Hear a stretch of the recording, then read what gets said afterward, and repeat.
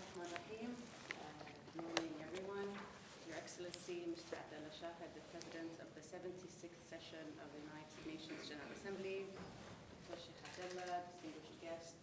I'm very, very happy to welcome His Excellency here today in the Academy and to have his distinguished self giving us some of his just thoughts. And I think for us in the Academy, this is the epitome of what we seek. The young diplomats who will also be asking some questions and maybe give you a brief about what they've been doing are really hungry for this type of exchange because they've been learning about the United Nations, they've been learning about diplomacy in action, and now they have one of the top figures in multilateral diplomacy here to share from his experience some of his thoughts. His Excellency is a widely recognized politician with a long career in government work, as well as the legislator of the Republic of the Maldives, serving as their current foreign minister since 2018. His Excellency was appointed as the Republic of the Maldives foreign minister twice, and has worked to reposition the country as a responsible and respected member of the international community, and he has made it his work to renew previous strained relationships as well as build new ones, which is the epitome of diplomacy.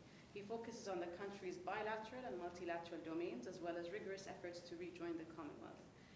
He is known as a gender champion, which he introduced himself as yesterday, and that obviously is something we're very, very proud of, where he is a strong advocate for gender equality, especially amongst the country's diplomatic heads of missions. His Excellency highlights his current UNGA presidency as the presidency of hope, regardless of the tasks at hand, which present cynicism and do not offer any solutions to the problems at hand. He focuses on hope being the driver of change through the pandemic to promote human rights, revitalize the UN, as well as recover sustainably. Your Excellency, we're very honored to have you here, and the floor is yours. Bismillah ar-Rahman ar-Rahim. Excellencies, Sheikh Dr. Munira, Excellency Sheikh Abdullah, Dr. Muhammad, my dear friends, colleagues, it is a great honor and a privilege to be invited to Mohammed bin Mubarak Al Khalifa Academy. This is an opportunity that until very recently I thought that I will not get. As a career foreign service officer, seconded to politics, that is how I describe myself. I don't actually believe that young people might actually want to listen to someone who has completely almost lost his hair. In the process, well, I tried to convince myself so. But in the process of growing up, that is what has happened to me. I always remember the younger days when I, as young diplomats like yourselves, had the great opportunity of visiting the United Nations as part of the Maldives delegation way back in 1988. And at a time, I used to carry, believe it or not, in my back pocket a comb to keep myself distinguished. But in the process of walking these corridors and doing all sorts of things, I have lost my hair, and I have, as Sheikh Abdullah said, some people think that I have gained some wisdom. But I'm delighted to be here this morning and meet such a distinguished group of colleagues. To be here in Bahrain is an outstanding privilege for me. And I was taken on a tour of the Bahrain fort yesterday.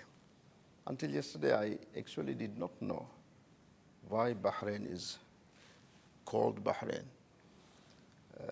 I was shown the harbor area where the fresh water comes out of the ground in the sea.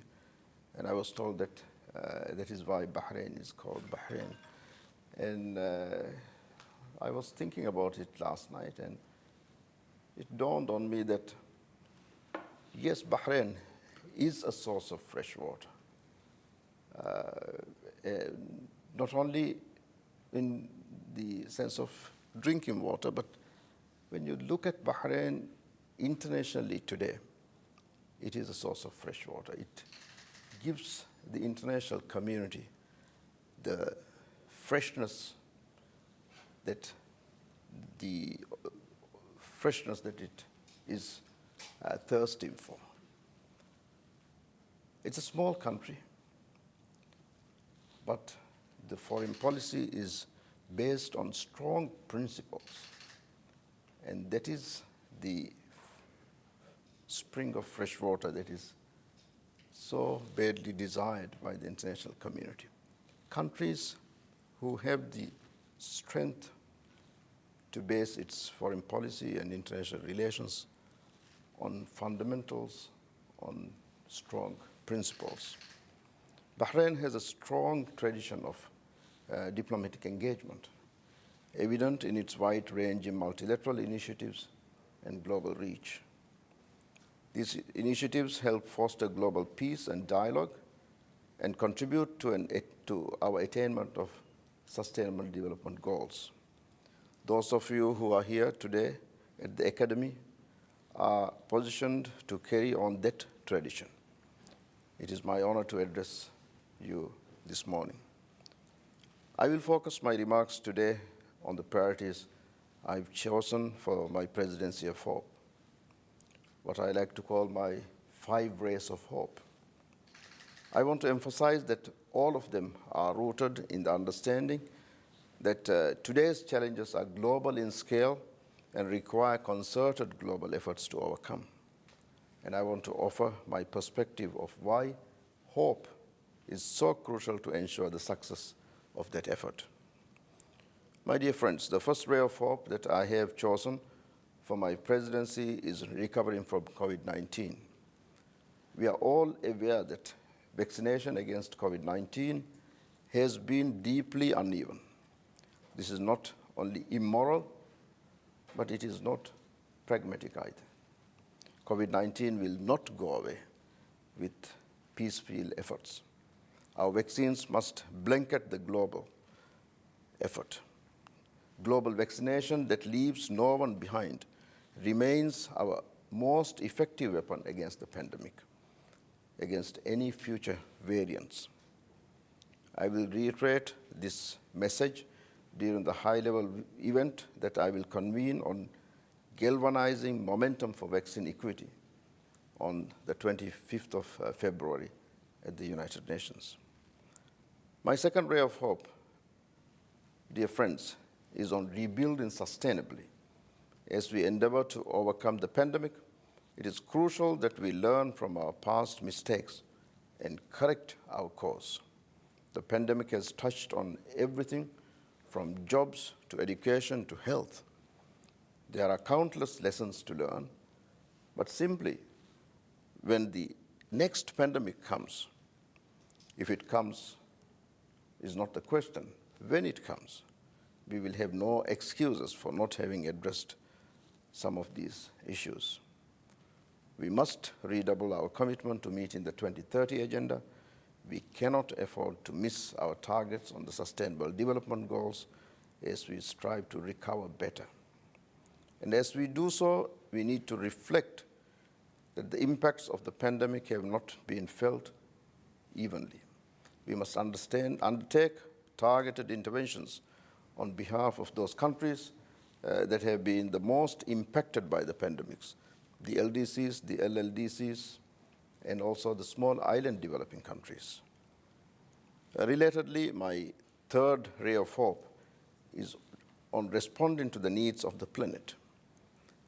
If you look at our planet, our Mother Earth, we can hear the Earth, our mother, crying in pain. And that is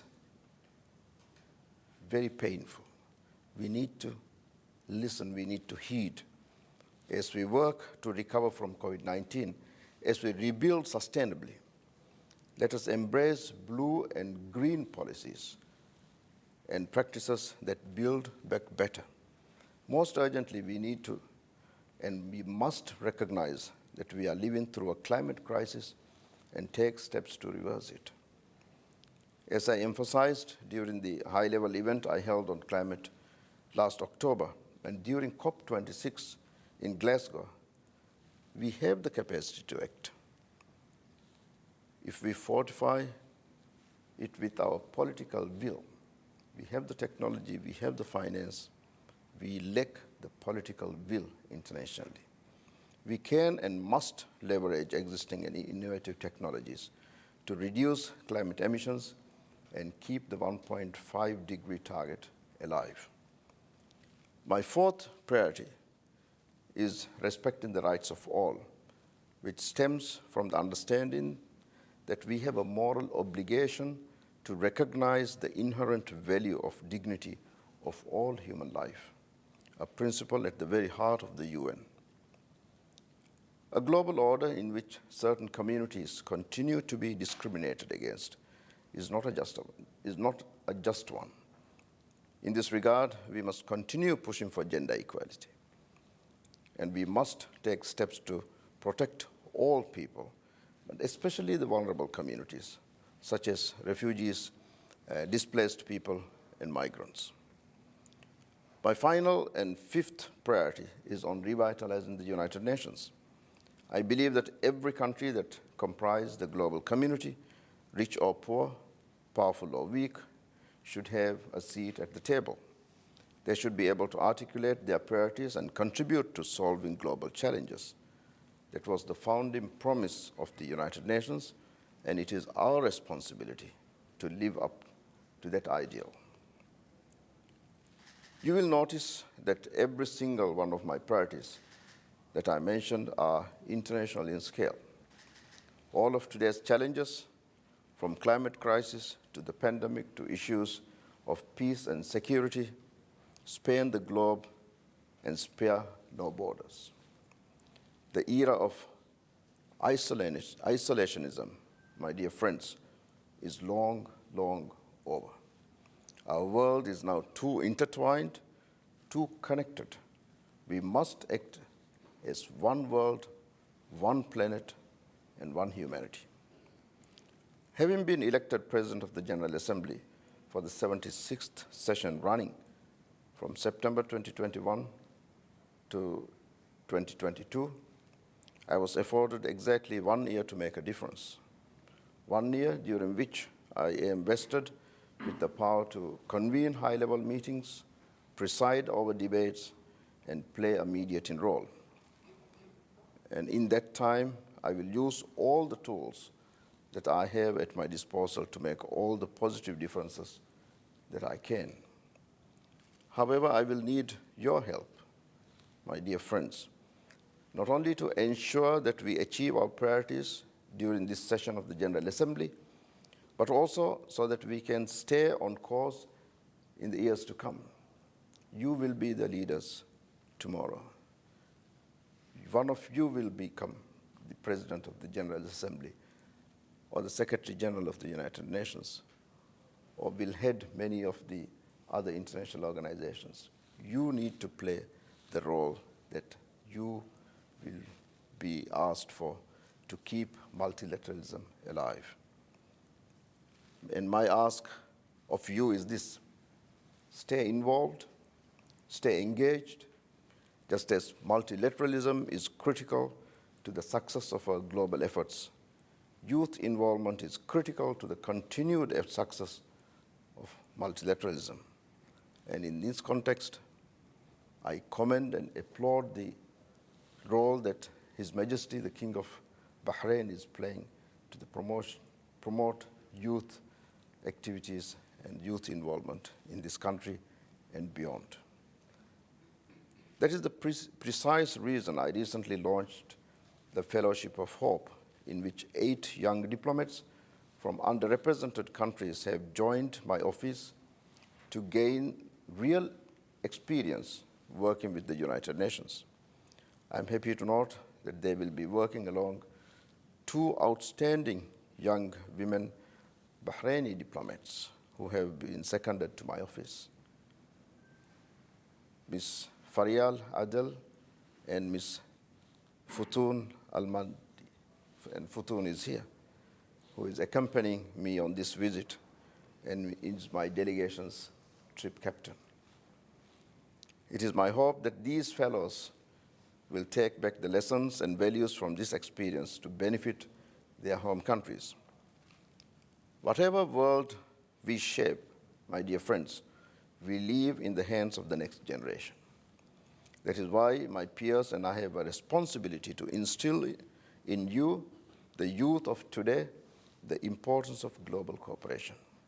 Only if you embrace this truth can you continue our work to recover better, protect the planet, and ensure a just and lasting peace. I'm heartened by how many young people I have interacted with throughout my travels and engagements that have already taken heed of this lesson. This is evident in their keenness to engage on important issues and in the urgency with which they demand global leaders to act on behalf of our planet and its people.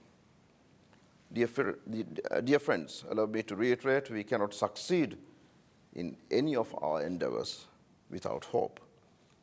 By hope, I do not mean blind optimism. Rather, hope is an affirmation of our capacity to make a difference, that by working together, through doing our due diligence and by seeking inclusive solutions to our common challenges, we can strive for a better future. The United Nations was founded on this belief, the belief that through the collective efforts of member states, we should rebuild a war-torn world, recover our humanity, and lay the foundations for a better tomorrow, a tomorrow that is peaceful, prosperous, just, and hopeful. Over the past 76 years, successive generations have built on that vision, and it is your responsibility to become stewards of that legacy. I have no doubt that the young aspiring diplomats here today at this academy will prove to that task, and I thank you.